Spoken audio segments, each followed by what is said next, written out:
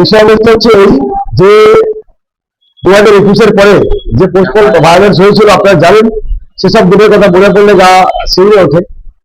কিন্তু সেসব দিনের কথা মনে রেখে আজকে কোনো কাজ করা যাবে না। আজকের দিনে আমাদের দলের খুব পরিষ্কার ইনস্ট্রাকশন আছে, রাজ্য সভাপতি থেকে শুরু করে আমাদের বিরোধী দলনেতা সম্মানীয় শুভেন্দু অধিকারী মহোদয় বারবার যেটা বলছেন যে কোনোভাবেই মানুষের উপরে আঘাত হানা যাবে না। পশ্চিমবঙ্গ সহ ডায়মন্ড হারবারের পরিবেশকে শান্ত রাখতে হবে।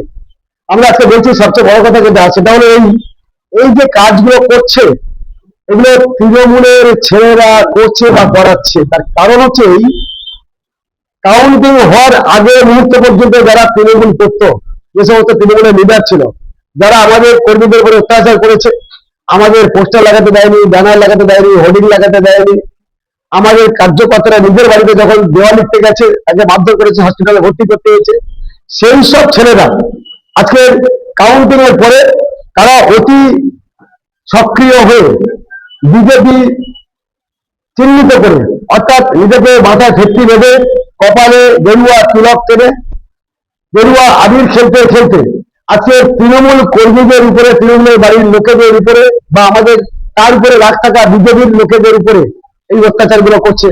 কাউকে শারীরিকভাবে নিগৃহীত করছে, কারণ ঘর ভাঙছে। এগুলোকে আমরা বরদাস্ত করি না। এগুলো অবিলম্বে বন্ধ করার জন্য প্রয়োজনীয় যা যা পদক্ষেপ নেওয়ার সেটা আমি প্রশাসনকে বলেছি। ওই প্রার্থী হিসাবে এই এলাকায় আমাদের দলের যে ভাবমূর্তিকে নষ্ট করার চেষ্টা যারা করছে, আমি প্রার্থী হিসাবে আমার ভাবমূর্তি নষ্ট করার যারা চেষ্টা করছে তাদের ব্যাপারে অবিলম্বে প্রয়োজনীয় কঠিন এবং কঠোর পদক্ষেপ গ্রহণ করতে হবে। প্রশাসন বলেছেন বিষয়টি অবশ্যই করে তারা দেখবেন, কারণ এটা আমাদের রাজ্য লেভেল থেকে আমাদের রাজ্য সভাপতি মাননীয় সুনীল ভট্টাচার্য মহোদয়, আমাদের বিরোধী দলনেতা সম্মানীয় শুভেন্দু অধিকারী মহোদয়, আমি বলছি যে বারবার গতকাল থেকে আমাকে অনেকবার কথা বলেছেন, ফোন করেছেন যে পশ্চিমবঙ্গের সঙ্গে সঙ্গে ডায়মন্ড হারবারের পরিবেশকে শান্ত রাখতে হবে।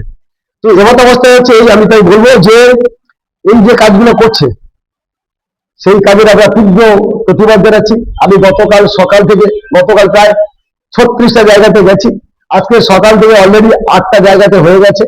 আরো যেখানে যেখানে সমস্যা আছে আমি সেখানে গিয়ে এই সমস্যাগুলি সমাধান করার চেষ্টা করছি। তবে এর সাথে সাথে একটা কথা বলবো, আমাদের মধ্যে কেউ দু একজন আছে তারা নিজেদেরকে ভারত্ব দেখানোর জন্য বা নিজেদেরকে ওয়েটফুল দেখানোর জন্য তারা তৃণমূলের কিছু কিছু ছেলেকে নিয়ে কিছু কিছু কর্ম বা কাজ করে ফেলছে। তাদেরকে আমি বলবো যেসব কাজ করা যাবে না। আমাদের দলের পক্ষ থেকে, আমাদের দলের যে সমস্ত মন্ডল সভাপতি থেকে শুরু করে বুথ সভাপতি আছে তাদেরকে আমি বলেছি এবং আবারও বলছি যে যারা বুথে যারা কাজ করছে, আমার নির্বাচনের আগে আমি একজনকে পাইনি যে একটা প্রচার করতে পারবো। আজকে দেখা যাচ্ছে যে হাজার হাজার ছেলে এসে শুভেচ্ছা বিনিময় করছে, আমরা স্বাগত জানাচ্ছি, কোনো অসুবিধা নেই। কিন্তু কোনোভাবে ওই হারবাদগিরি করে আমাদেরকে মারধর করে কর্মীদেরকে উপর অত্যাচার করে আজকে তুমি আমার কাছে এসে আমার প্রিয় ভাজন হবে, এটা কোনোভাবে করা যাবে না। এদেরকে চিহ্নিত করে একদম অবশ্যই আমি প্রশাসনকে বলেছি এদেরকে চিহ্নিত করতে হবে, এবং সেই চিহ্নিত করার জন্য আমার মন্ডলে যারা দায়িত্ব আছে তাদেরকে বলেছি, আমি বুথে যারা দায়িত্ব আছে তাদেরকে বলছি, আমার বুথে যদি একজন কার্যকর্তা থাকে সেই একজনই কার্যকর্তার মতামত অনুযায়ী ওই বুথে কি হবে আগামী দিন আমরা সিদ্ধান্ত গ্রহণ করব। কিন্তু কোনোভাবে যারা আমাদের উপরে অত্যাচার করেছে, হারবাদগিরি করেছে, তারা এসে নেতৃত্ব দেবে, তারা এসে আমার পাশে আসন দখল করবে, এটা কোনোভাবেই বরদাস্ত করা যাবে না এবং আমরা করবো না। আমি গিয়েছিলাম, আমি শুনলাম যে ডায়মন্ড পৌরসভার তালা বেড়েছে, কেউ বা কারা। আমি নাম জিজ্ঞেস করার চেষ্টা করলাম বা খোঁজ খবর দেওয়ার চেষ্টা করলাম যে কারা বেড়েছে, ওরা বলতে পারলো না। তবে আমি যা খোঁজ খবর পেয়েছি তাতে করে এটা করেছে তৃণমূলী লোকেরা, এইটা আমাদেরকে হেনস্থা করার জন্য, আমাদেরকে অপমান করার জন্য, আমাদের দলকে ছোট করার জন্য।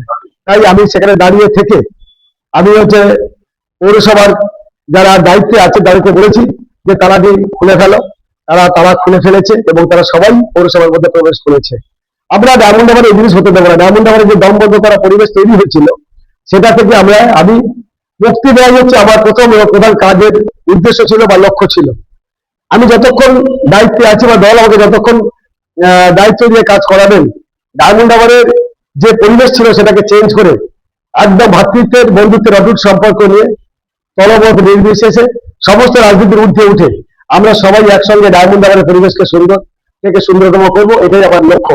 এবং সেই লক্ষ্যে আমি ডায়মন্ডবাসীর কাছে আবেদন করবো যে আপনারা সবাই আমাদের দলকে সাহায্য করবেন, আমাকে সাহায্য করবেন, আমি আপনাদের সঙ্গে আছি। এবং আপনাদের এই চ্যানেলের মধ্য দিয়ে আমি সর্বস্তরের মানুষের কাছে আবেদন করতে চাই, ডায়মন্ড হারবারে কোথাও কোনো অশান্তি হলে আপনারা প্রশাসনকে জানান, কোথাও কোনো সমস্যা হলে আমাকে জানান, আমি নিজে গিয়ে বিষয়টি দেখে প্রয়োজনীয় পদক্ষেপ নেওয়া হয় আমি নিজে নেব বা প্রশাসনকে নেবার জন্য অনুরোধ করব। হ্যাঁ, সরিষাতে ঘটেছে, অনেকগুলো জায়গাতে ঘটেছিল, আমি গেছি বললাম 36টা জায়গাতে গতকাল আমি গেছি, বিভিন্ন জায়গাতে ছোটখাটো ব্যাপার ট্যাপার আছে। কারণ 21-এর যে পোস্টাল ভায়োলেন্স হয়েছিল সেই সমস্ত ব্যাপারের জন্য অনেকের রাজনৈতিক ক্ষোভ ছিল, হয়তো কোথাও কোথাও সামান্য বিষয় নিয়ে যখনই করছে, এখন ওরা আরো বেশি আতঙ্কিত হয়ে, মানে তৃণমূলের যারা কর্মীরা বেশি বেশি যারা করেছিল তারা বেশি বেশি আকৃষ্ট, মানে আতঙ্কিত হয়ে তারা প্রশাসনকে জানাচ্ছে। জানা যেটা খুব ভালো জিনিস, আমি এটাকে সাপোর্ট করছি, সমর্থন করছি, কিন্তু জানা ঘটছে তার চাইতে অনেক বেশি হচ্ছে, ওরা আবার প্রশাসনকে অবগত করার চেষ্টা করছে, জানানোর চেষ্টা করছে। তো আমি তাই বলে যাবো কোথাও বিন্দু মাত্র কিছু ঘটনা ঘটুক এটা আমি চাই না। এটার মধ্যে অবশ্যই এটার মধ্যে একটা রহস্য আছে, সেটা হচ্ছে এই আমাদের দলকে ছোট করা, হেনস্থা করা, অপমান করা।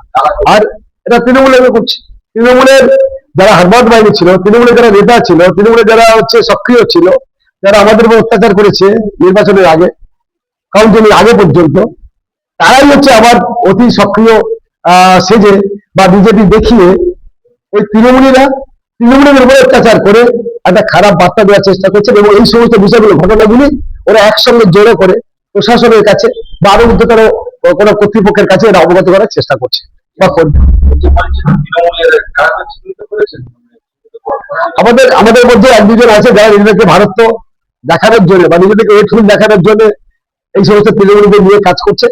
আমি তাদেরকে সেখান থেকে সংযত থাকার জন্য বলবো, এবং অবশ্যই করে আমি বলবো কোনোভাবে হারবাদ বাহিনীদের সঙ্গে নিয়ে কিছু করা যাবে না, এবং তৃণমূলের বুথ স্তরে যারা কাজ কর্মী আছে তাদের মতামতের বাইরে কিছু করা যাবে। একটা জায়গা দেখলাম কারোর বাড়িতে বিজেপি পতাকা লাগিয়েছিল, আপনি দাঁড়িয়ে নিজে দাঁড়িয়ে এটা হচ্ছে একটা অফিস ছিল, আমি শুনলাম যেটা তৃণমূলের একটা অফিস ছিল, তো আমি সেটা গতকাল আমি খুলে দিয়েছি এই জন্যই যে আমরা তৃণমূল নই, তৃণমূল যেটা করে সেটা আমরা করতে পারি না, দল করতে পারে না। আমাদের দলের যে আদর্শ, সেই আদর্শকে সামনে রেখে সবাইকে কাজ করতে হবে। গত বিধানসভা নির্বাচনের পরে আমার নিজের অফিস দখল করে নিয়েছিল তৃণমূল কংগ্রেস।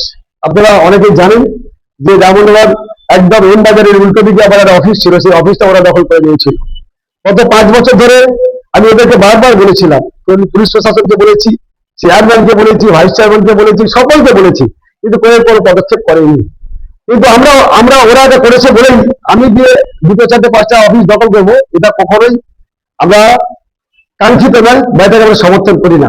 তাই আমি যখন শুনেছি যে এই ধরনের তৃণমূলের একটা পার্টি অফিস দখল করেছে আমাদের কেউ, আমি যেটা জেনেছি সেটা আমাদের কেউ নয়, এটা তৃণমূলেরই লোকেরা করেছিল আবার এই বর্জন করানোর জন্য।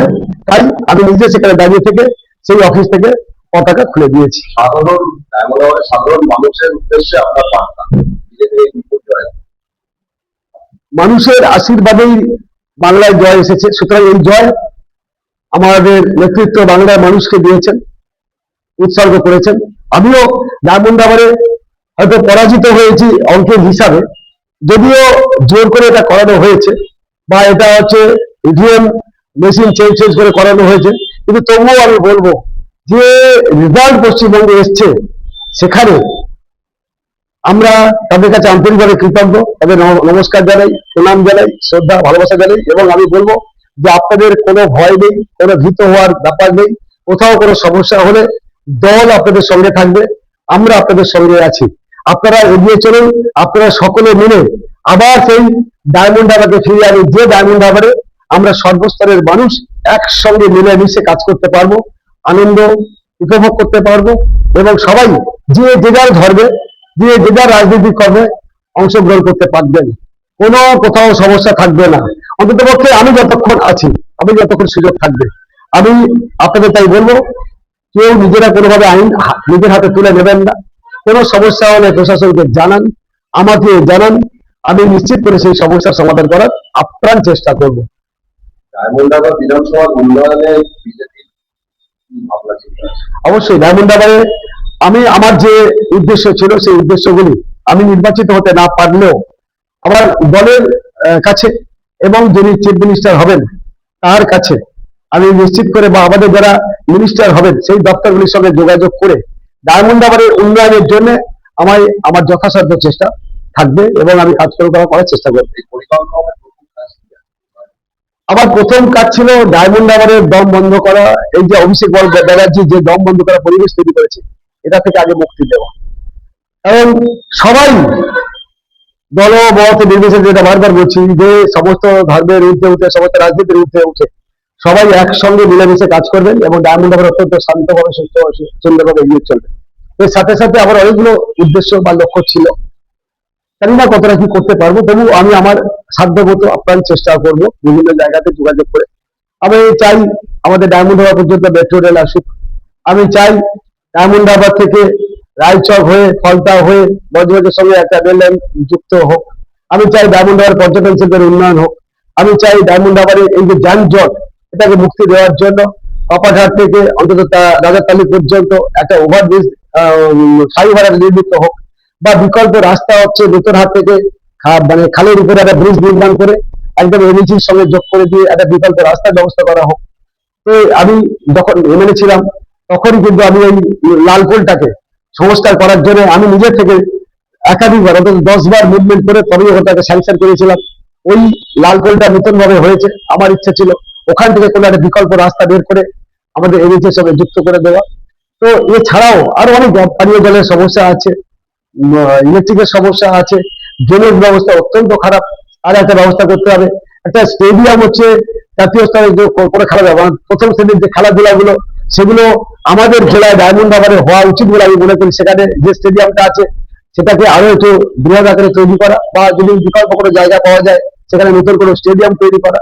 এছাড়া বিভিন্ন খেলাধুলা, হকি থেকে শুরু করে, ব্যাডমিন্টন থেকে শুরু করে, ভলিবল থেকে শুরু করে, বা জিমন্যাস্টিক থেকে শুরু করে বিভিন্ন ক্ষেত্রে এই কাজগুলো করার আমার খুব ইচ্ছা, বা আমার মানে ডায়মন্ড হারবারকে এগিয়ে নিয়ে যাওয়ার জন্য আমার মানসিকতা।